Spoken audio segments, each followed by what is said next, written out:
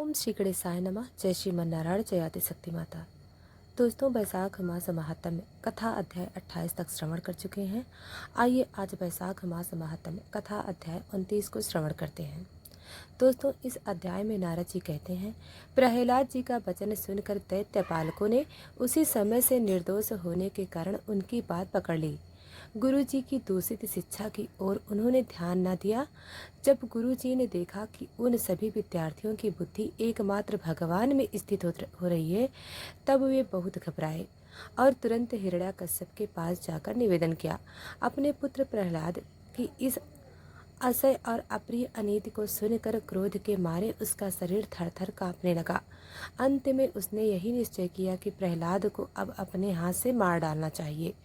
मन में इंद्रियों को बस में रखने वाले प्रहलाद जी बड़ी नम्रता से हाथ जोड़कर चुपचाप हिरण्याकश्यप के सामने खड़े थे और तिरस्कार की सर्वथा अयोग्य थे। परंतु हिरण्याकश्यप स्वभाव से ही क्रूर था। वह पैर की चोट खाए हुए सांप की तरह पुकारने लगा।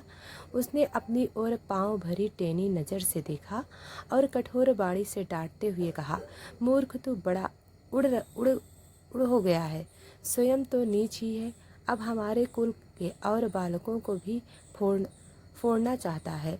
तूने बड़ी ढिठाई से मेरी आज्ञा का उल्लंघन किया है। आज ही तुझे यमराज के घर भेजकर इसका फल चखाता हूँ। मैं तनिक सा क्रोध करता हूँ तो तीनों लोग और उनके लोकपाल कांप उठते हैं। फिर मूर्ख, तूने किसके बलबूते पर निडर की तरह मेरी आज्ञा के विरुद्ध काम किया है? प्रहलाद जी ने कहा, दैत्यराज ब्रह्म से लेकर तिनके तक सब छोटे बड़े चर अचर जीवों को भगवान ने ही अपने बस में कर रखा है। न केवल मेरे अपने बल्कि संसार के समस्त बालकों के बल भी केवल वही है। वही महापराक्रम सर्वशक्तिमान प्रभु काल है तथा समस्त प्राणियों के इंद्रिय बल, मनोबल, देहब बल, धैर्य और इंद्रिय भी वही हैं।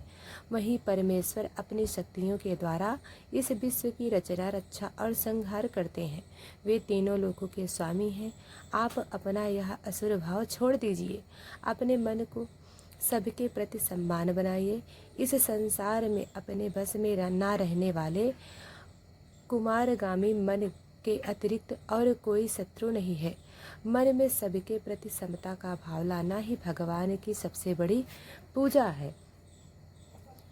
जो लोग अपना सर्वस्व लुटाने वाले इन 6 इंद्रिय रूपी डाकियों पर तो पहले विजय नहीं प्राप्त करते और ऐसा मानने लगते हैं कि हमने 10 दिशाएं जीत लीं, वे मूर्ख हैं। हाँ, जिस ज्ञानी एवं इंद्रिय महात्मा ने समस्त प्राणियों के प्रति समता का भाव प्राप्त कर लिया है, उसके अज्ञान से पैदा होने वाले काम, क्रोध आदि शत्रु भी मिट जाते हैं। फिर बाहर के शत्रु तो रहे ही कैसे? हिरण्याकश्यप ने कहा, रे मंद बुद्धि, तेरे भटकने की भी अब हद हो गई है। अब यह बात स्पष्ट है कि तू मरना चाहता है, क्योंकि तू मरना चाहते हैं वही ऐसी बेसिर पैर की बातें बका करते हैं। अब आगे तूने मेरे सिवा जो और किसी को जगत का स्वामी बतलाया, सो देखूं तो तेरा वह जगदीश कहाँ है? अच्छा, क्या कहा यह सर्वत्र है तो इस खंभे में क्यों नहीं दिखता?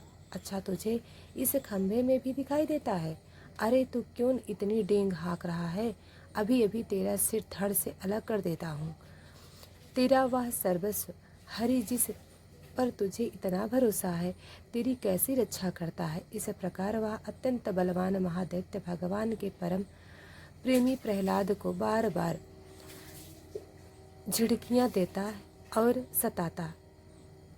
जब क्रोध के मारे वह अपने को रोक न सका, तब हाथ में खड़क लेकर सिंहासन से कूद पड़ा और बड़े जोर से उस खंभे को एक घूंसा मारा। उसी समय खंभे में एक बड़ा भयंकर शब्द हुआ।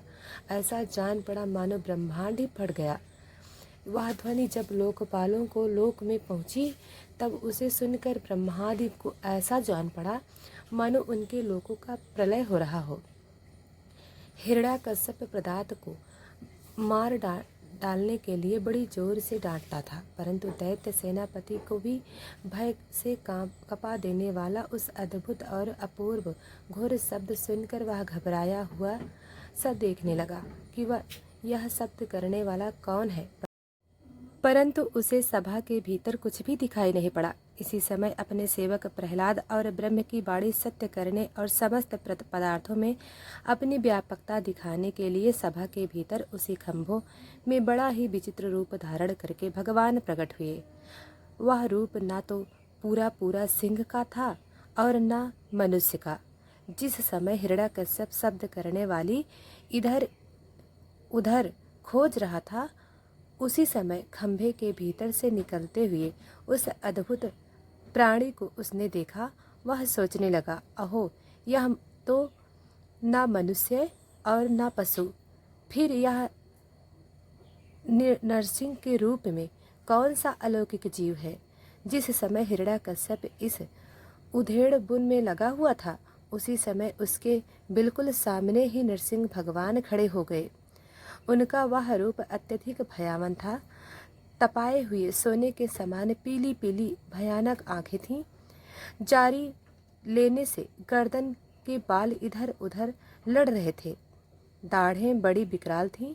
तलवार की तरह लपलपाती हुई छुरी की धार के समान तीखी जीभ थी। टेढ़ी भौं उनका मुख और भी दारुण हो रहा था। कान निश्चल एवं ऊपर की ओर उठे हुए थे। फूली हुई नासिका और खुला हुआ मुख पहाड़ की गुफा के समान अद्भुत जान पड़ता था। फटे हुए जबड़ों से उनकी भयंकरता बहुत बढ़ गई। विशाल शरीर स्वर्ग का स्पर्श कर रहा। गर्दन कुछ नाटी और मोटी थी।